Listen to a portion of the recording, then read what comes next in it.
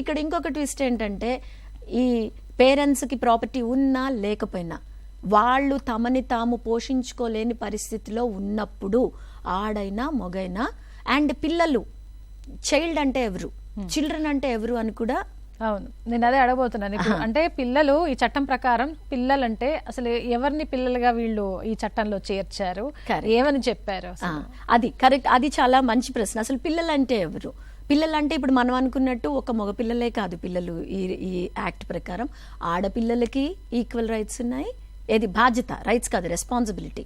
ఆడపిల్లలు పిల్లలు అంటే బయలాజికల్ చిల్డ్రన్, అడాప్టెడ్ చిల్డ్రన్.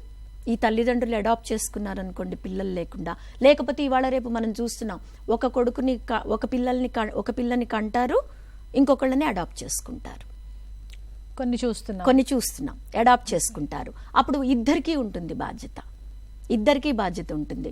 ఇద్దరు అలా పిల్లల్లో చిల్డ్రన్ అన్న డెఫినేషన్లో ఈ యాక్ట్ ప్రకారం ఎవరెవరు వస్తారంటే biological, adopted, fostered children and at the same time grandchildren also అండి. Grandson, granddaughter, right. And ఇందాకనే పిల్లల్లో ఎవరు వస్తారు అని అంటే డాటర్స్ ఇన్ లా. కొడుకు చనిపోయాడు, డాటర్ ఇన్ లా ఉంది. డాటర్ ఇన్ లా ఈ అత్తమామల్ని చూసుకోవాల్సిన బాధ్యత ఉంది. తల్లిదండ్రులలో ఇందాక నేను పేరెంట్స్ డెఫినేషన్లో ఓన్లీ అడాప్టెడ్ ఇవి చెప్పాను. Parents grandfather, grandmother ఇవి చెప్పాం. అందులో ఇంకొకటి ఇంక్లూడ్ చేయాల్సింది ఏంటంటే father in law, mother in law. Father in law, mother in law in parents definition.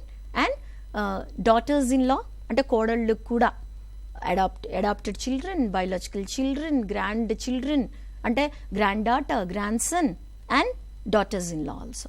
కోడళ్ళకు కూడా కొడుకు పోయినాడు కాబట్టి కోడళ్ళ బాధ్యత తీరిపోదు. కొడుకు పోయాడు, తర్వాత మీ పిల్లల దగ్గరికి మీరు పోండి అనే అవకాశం ఇలా ఇవ్వట్లేదు. కోడళ్ళకు కూడా చూడాల్సిన బాధ్యత ఉంది.